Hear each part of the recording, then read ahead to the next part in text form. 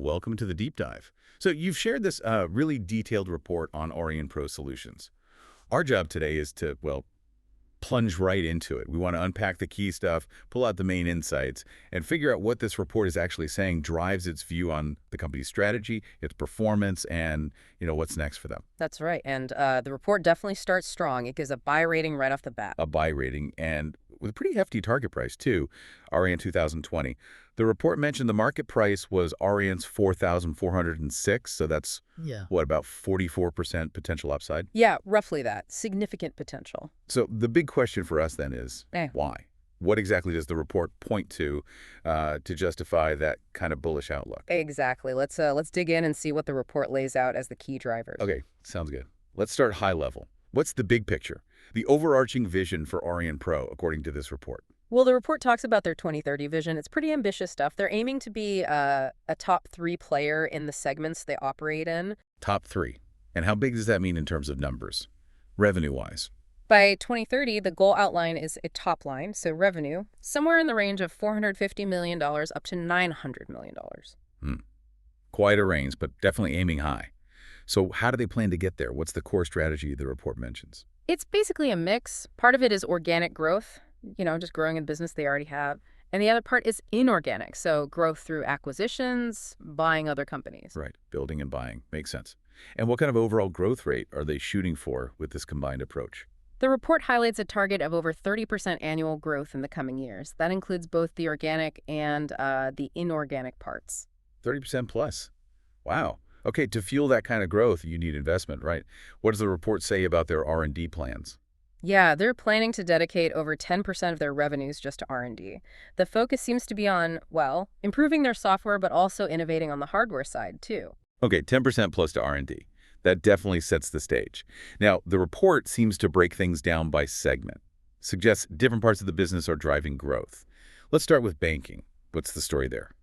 Right, banking. The report sees this as a really significant contributor. They're expecting it to drive over 30% growth for the company overall. And a key piece of that, mentioned specifically, is the Fenixys acquisition. Fenixys. Okay, how does that fit in? What's the impact? Well, it's expected to add about 6% to the company's total revenue in FY26. And the report views it as kind of a catalyst, something that will help speed up the growth in the whole banking segment. Interesting. Beyond buying companies, the report also mentions geographic expansion in banking. Yes, absolutely. A big focus is pushing deeper into Europe and the U.S., and the report calls out some key strategic partnerships they've set up with big global names, FIS, Finastra, and Murex. Seems these are pretty important for that expansion. And presumably they have products ready to push into these markets. They're not starting from zero. Exactly. They've got products like eCash Pro, which has done really well in India and Asia, and another one, Smart Lender, that's apparently strong in Singapore. So the strategy mentioned is to basically cross-sell these, proven winners across Europe and the U.S. using those new partnerships and channels. Makes sense. The report also flags one particular deal, the SBI deal. Why is that significant? Yeah. That one's seen as a really important foot in the door, so to speak. The idea is it opens up opportunities for wider product adoption within Indian banking.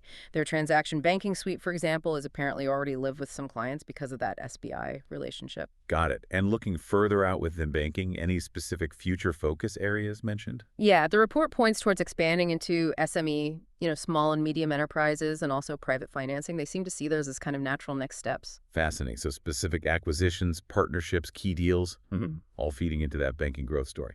Okay, let's switch over to the TIG segment. Transit, Identity, and Government. The report seems pretty upbeat about that, too. Oh, definitely. TIG has shown really strong momentum, grew over 50% in previous years, and hit over 30% growth in FY25. And that pace is expected to continue, or even pick up. Yes, the projection is actually for acceleration in FY26. The report specifically links this to some major projects going live, particularly the Delhi and Chennai Metro projects. Those are seen as key drivers for that boost. Sounds like winning new clients have been going well in TIG, too. Absolutely. FY25 was apparently a record year for them, adding 30 new logos, new clients, and the report mentioned some pretty big names: NPCI in India, BCCR over in Costa Rica, Wassalat in the Middle East. So, yeah, significant wins. What about new products in TIG? Anything on that front? They're actively developing new stuff, yeah. Not just for transit, but also getting into the data center space suggests they're broadening out a bit. And with big projects like metros, they'd need to scale up production. Right. Correct. And the report does note they've acquired more land at their existing facility. That's specifically to ramp up production capacity for FY26, likely anticipating the demand from these big rollouts. Any specific niches within TIG where they're getting good traction? Yes. The report points out airport management solutions. Seems they're gaining ground there, leveraging their software skills and maybe a slightly different vertical under that TIG umbrella. Right. And does the report give any concrete examples of their global reach in TIG?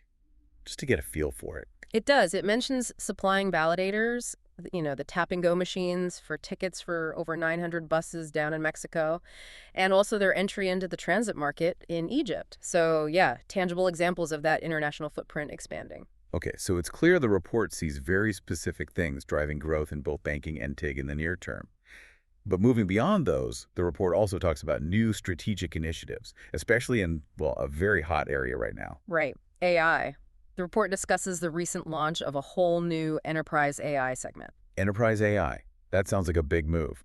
When does the report think this will actually start making a difference, contributing meaningfully? Meaningful deal wins, and therefore a real impact on the numbers, are expected from the second half of FY26. So, still a little way off, but on the horizon. And what kind of AI are they actually building? What does the report say? Well, it mentions they're actively developing AI agents, something called Weave, which is described as an LLM-based solution. LLM, like a large language model. Exactly. Think ChatGPT-like tech, but for enterprise uses, and also AI explainability tools. The report seems to think these have, and I quote, significant global potential. And wasn't there an acquisition related to this AI push? Yes, a really important one, apparently. The Aria.ai acquisition, the report actually calls it transformational. Transformational. That's a strong word. Sounds like that buy was pretty central to their AI plans. It certainly seems like a cornerstone, yeah. The report also mentions they've set up dedicated AI labs, specifically one in Paris and one in Mumbai.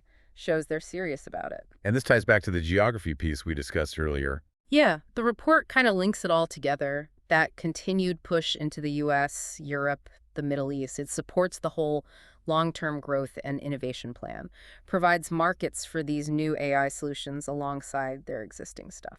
Okay, so we've got the big vision, the drivers in banking and TIG, these new bets like enterprise AI. How does the report kind of pull all these threads together into an overall financial outlook and ultimately that target price?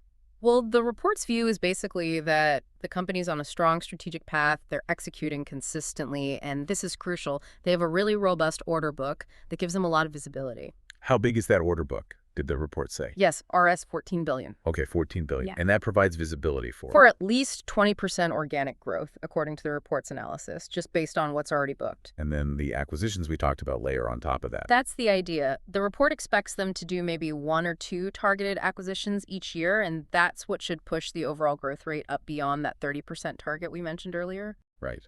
What about the actual financial projections? Did the report give numbers for the next few years?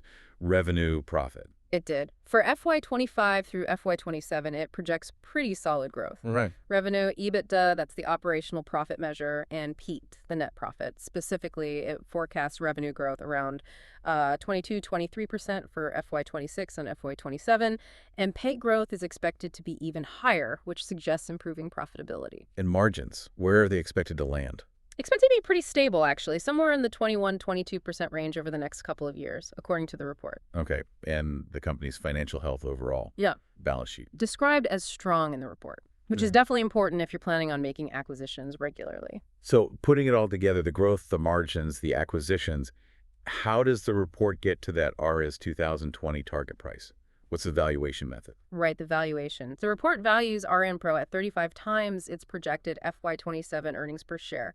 So they take that future earnings estimate, apply that 35x PE multiple, and that's how they land on the RS 2020 target. And how does this stock stack up against others in the sector, according to the report? It's pretty clear on that. It explicitly calls Aurionpro their top pick within the IT segment. The report also threw in some quarterly numbers, didn't it? Just showing recent trends. Yeah, just a snapshot. They generally show, consistent revenue and profit growth quarter by quarter, which backs up the execution story. Margins can bounce around a little quarter to quarter, though. And finally, just for context, the shareholding pattern. What did the report say about who owns the company? It broke it down into the usual categories: promoters, FIIs, foreign institutions, DIIs, domestic institutions, and the public. It also specifically highlighted a 7.0% stake held by someone named Ashish Rai. That was noted. Okay, wow. We've really covered a lot of ground from this report you shared. We've looked at that ambitious 2030 vision, the strategy organic, inorganic geographic expansion, the specific drivers in banking and TIG, those forward-looking investments in AI. And we connected all that to the financial outlook the report presents, which seems to be backed by that solid RS 14 billion order book. And we understand now how they got to that buy rating and the RS 2020 target based on that 35F FY27 PE multiple, at least according to this analysis. Right. And we shouldn't forget the risks the report flags too, potential slowdowns in BFSI IT spending, or maybe delays in those big metro or data center projects. So this whole discussion has really been about unpacking what's in this specific report you brought to us. Yeah, it's been a good deep dive into their analysis and conclusions. Thinking about everything we've just gone through from this report, the strategy, the financials, the outlook for Aurionpro, what insights really stand out to you? What seems most relevant from your perspective? And maybe here's a final thought, something directly from the report for you to mull over. It mentions that target of 1 to 2 acquisitions per year, pushing growth over 30%. It even called the Aria.ai deal transformational. Huh. Now, these future acquisitions, they aren't necessarily fully baked into the base financial forecasts in the report, right? So how might those future deals, the ones not yet announced or factored in, potentially reshape these projections we've discussed?